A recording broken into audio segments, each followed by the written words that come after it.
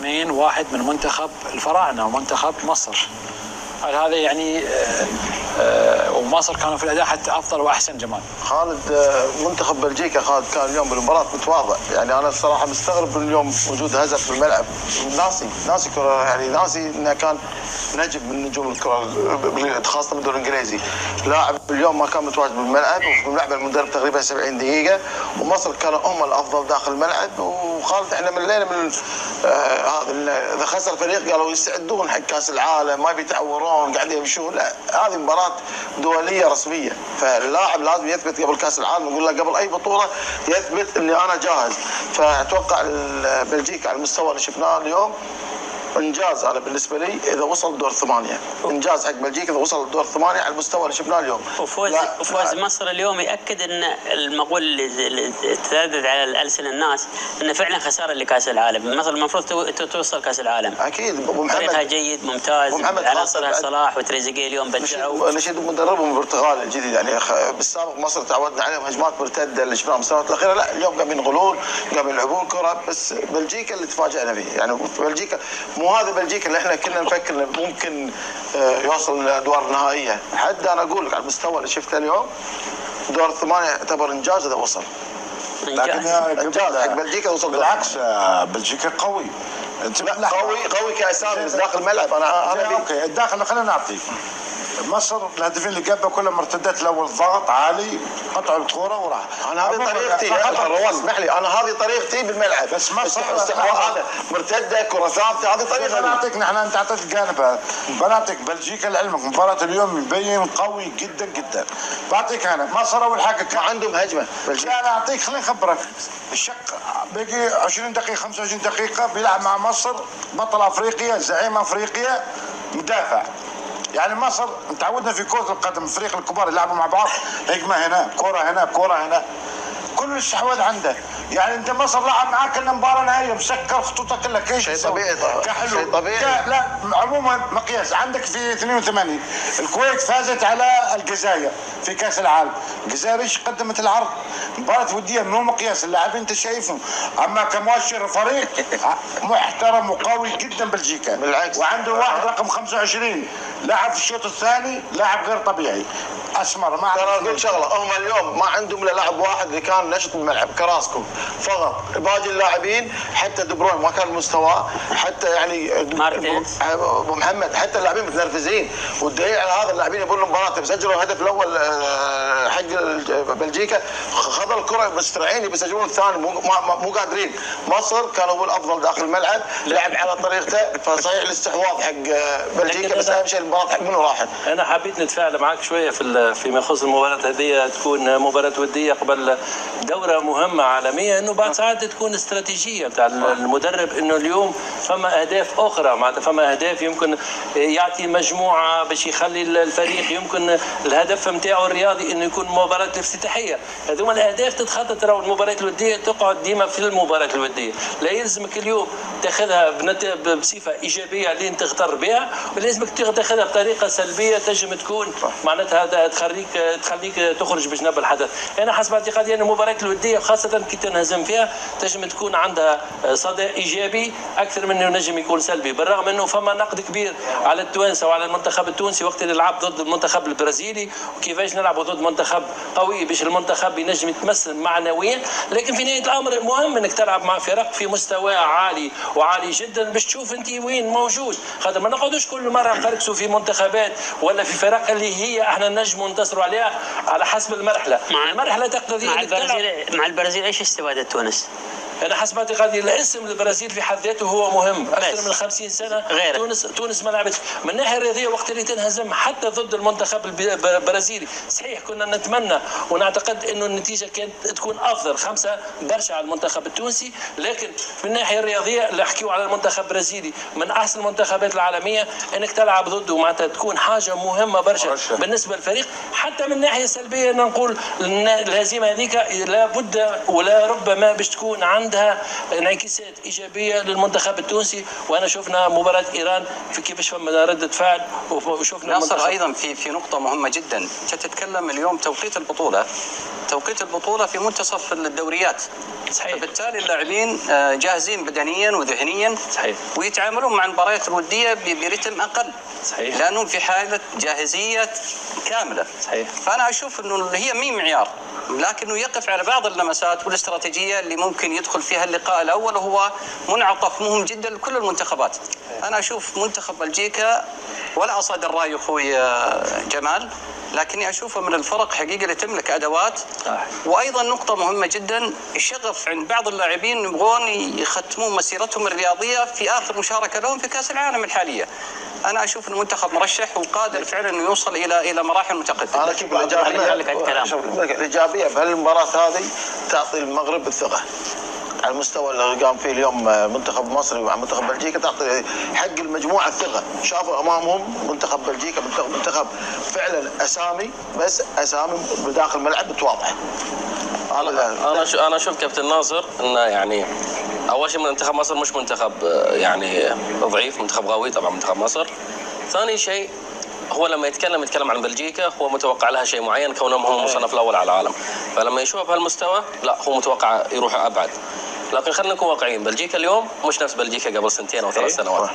لكن حتى قبل سنوات أبو سعيد لم تستغل الجيل اللي عندها. هذا اللي نقوله. كان عندها منتخب للفوز بلقب على الأقل خلال السنوات الماضية، ودائما كانت تحتاج إلى الخطوة الأخيرة، إلى الحظ الأخير أحيانا، وبخصوص أزار يا جمال المدرب دائما كان يعتمد هذه الخطة خلال السنوات الأخيرة.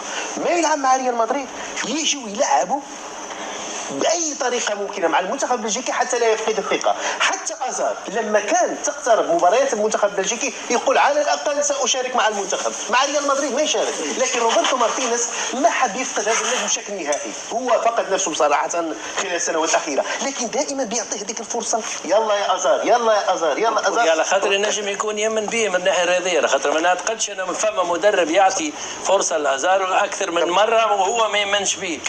لابد أنه في وقت من الأوقات ينجم يعمل تفاهم. كابتن ناصر حتى اليوم بالملعب مغير مركزه، يعني على الطرف تعودنا هازارد كنا تعودنا عليه يلعب صوب الشمال، وينج صوب الشمال. صحيح. اليوم لا، كراسكو صوب الشمال، هو صوب تحت المهاجمين، ما قاعد يقدم شيء. يعني مو هذا هازارد اللي احنا عرفنا مستواه بالسابق ايام تشيلسي، ما اقول ايام ريال مدريد، فاختفى من راح ريال مدريد اختفى. اليوم كان هازارد يعني لاعب عالمي، يعتبر يثبت وجوده للمدرب مدريد اول شيء وحق جماهير مدريد ان انا استحق ان اكون متواجد داخل الملعب.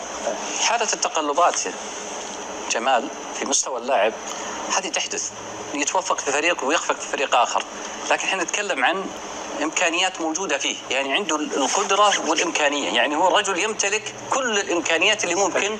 متى تخرج متى تتواجد هذه لها عوامل مهمة جدا، لكن يجب أن نؤمن بهذه الإمكانيات وأنها في أي لحظة ممكن تكون موجودة. أنا أقول لك بعد تصريح الأخير لما قال أنه هذه المشاركة الأخيرة، هذه لغة يخاطب فيها نفسه في أنه سيكون لي يعني بمعنى ختامها مسك، أنه سأكون بإذن الله تعالى، احنا نتكلم بلغتنا يعني بإذن الله تعالى أنه بيكون له حضور، وهذا ما نتمناه على أرض وطن كرة القدم قطر. احنا نتمنى أن كل النجوم تبدع، وأنا أتوقع أنه لعيبة بلجيكا بيكون لهم حضور، خاصة اللاعبين اللي بتكون هذه المشاركة هي المشاركة الأخيرة، لأنهم يملكون أهم حاجة اللي هو الدافع الأساسي اللي يحفزهم أن يقدمون عمل استثنائي في بطولة يعني هي الخيار الأخير لهم في مسيرتهم الرياضية. احنا نتمنى ابو عبد الرحمن، بس الوضع اللي قاعد اشوفه انا مع منتخب بلجيكا ما قيسها لك، احنا قيسها يوم كانوا النجوم كلهم في الدوريات، يوم كانوا هم ابرز اللاعبين، يوم كانوا هم يلعبون ضد اي فريق يستحوذون عليه ما سووا شيء. الان بنهايتهم يبي يسوون شيء، انا اختلف وياك عبد الرحمن هذه، لان يعني مثل ما ذكرت في المدرب قاعد يجامل بعض اللاعبين بالمراكز، يعني اللاعب اذا ما طلع بمركزه ما يبدا ما يطلع. بالله انا حبيت اذكرك ميسي وقتاش تحصل على كاس العالم، كاس العالم، وقتاش تحصل عليها، وانت تو هذم هما الحاجات اللي هما المفروض ديما نحكيوا عليها، والفرصه والمرحله بعد ساعات لابد ما انت تتطلب مجهود، وانا وقت اللي تبدا عندي فرصه الاخرانيه انه باش نمشي لبعيد لابد نحط كل الثقل بتاعي، ما عادش عندي ما نخسر. بالنسبه لي انا لابد تتوفر كل الظروف باش نمشي وننجح ونتالق، وهذاك لربما الشيء اللي خلى معناتها المنتخب البلجيكي ان شاء الله معناتها يعمل خاصة انه يملكون الامكانيات. محمد اليوم الاختيار بكل صراحه، الاختيار تاع المنتخب البلجيكي كان خطا، اختيار المنافس كان خطا. نشوفوا كل المنتخبات اخر مباراه راح تلعبها باش تدخل المنافسه تنزل ريتم المنافس. انت اخترت المنتخب المصري من بين اقوى المنتخبات، حتى لو ما تاهل كاس العالم، من بين اقوى المنتخبات الافريقيه. هو اليوم اخسر ذهنيا، ولا واحد عارف الان ما هو راح يكون مستوى المنتخب البلجيكي في المنافسه، لكن قياسا بالتكتيك، القراءه التحليليه التكتيكيه والفنيه للمنتخب البلجيكي، هناك فراغات لما يكون في الحاله الهجوميه، هناك فراغات في الظهر، دي باست دالدرفيل وتيات، يعني فضيحه. لانه لما قال الرواس انه كانوا يهجموا، المنتخب المصري ضيع اكثر فرص للتهديف من المنتخب البلجيكي. المنتخب البلجيكي كانت عنده فرصتين على اكثر تقدير، كورتوا وحده فسخ 6 حالات هجوميه للمنتخب المصري. اليوم المنتخب البلجيكي هذا مشروع لاعبين قام من 15 سنه. هذو الشباب كانت اكاديميه الايلتس فورميشن لبلجيكا هي اللي عملت هذا المشروع. هذا المشروع راهو في نهايته. يعطيك العافيه. اختيارهم حق مصر صحيح، لانهم بيتلاقون مع المغرب ومصر واحد، ولكن في نفس المجموعه. ماجد توقيت الاختيار ما يخاف كنت قادر تلعب مع مصر، المفروض ما يخاف. لا انت كنت قادر تلعب مع مصر، يحتاج الى اختبار شوي، يحتاج الى اختبار عربي، فريق قوي مشابه لمصر. الاختيار كان حكيم لعبها قبل اسبوعين ممتاز، لعبها اخر مباراه قبل كاس العالم واخذت على راسك، هذا راح يتحمل مسؤوليته المدرب. حكيم عفوا، احنا مش في الشارع لو سمحت. حكيم كابتن ممكن نقطة نظام طلع. السلام عليكم، مرحبا بكم متابعينا الأوفياء بعد المباراة التاريخية التي قدمها المنتخب المصري أمام المنتخب البلجيكي، وتمكنه من تسجيل هدفين فيما تمكنت بلجيكا بدورها من تقليص الفارق بتسجيلها لهدف في الدقائق الأخيرة من المقابلة. ويمكننا كمتتبعين استخلاص بعض النقط الأساسية، أهمها أن المنتخب البلجيكي ليس بتلك القوة التي يتصور بها، وأظهر أداء أقل ما يمكن أن يوصف به أنه أداء متوسط. النقطة الثانية أن المغرب عليه أن يدخل المباراة التي ستجمعه بالمنتخب البلجيكي وهو باحث عن 3 نقاط ولا شيء غير 3 نقاط، لأن المغرب حاليا أكثر إقناعا من المنتخب البلجيكي. بهذا نصل متابعين الأوفياء لنهاية الفيديو، شكرا لكم على المتابعة وإلى اللقاء.